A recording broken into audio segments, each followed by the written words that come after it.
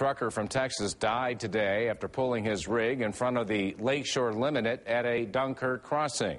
News 4's Michelle McClintock has the story now.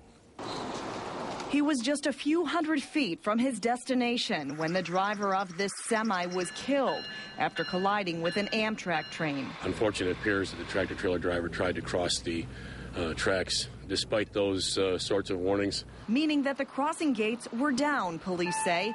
Witnesses tell authorities that the driver of the semi drove around those gates to cross the tracks. It all happened around 8:30 in the morning. 51-year-old Randolph Todd from Texas was making a delivery to the Nestle Purina plant. You can clearly see the damage to the train. 236 passengers were on board, but were unharmed despite the collision. We caught up with some of those passengers when they arrived at the Depew station after being delayed 5 hours at the Dunkirk scene. That was a huge jolt. Aaron White knew immediately something was wrong. On the left-hand side was the cargo side of the tractor trailer, and on the right-hand side was a big red bed. All you could see was just mangled red metal. The debris field was extensive.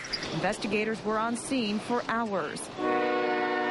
It was late afternoon when trains were moving once again on these tracks. It's not unusual for authorities to respond to the tracks here in Chautauqua County. It is a large, well-traveled railroad crossing, and there are incidents here occasionally, yes. Police say this serves as a reminder to the dangers of railroad tracks. When the gates are down, not to go around them. It's something that usually ends in a tragedy.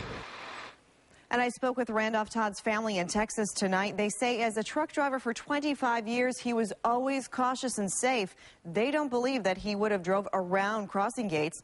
There was a camera on board the AMTRAK train, and that is certainly being looked at as the investigation continues. Reporting live, Michelle McClintock for the 10 o'clock news.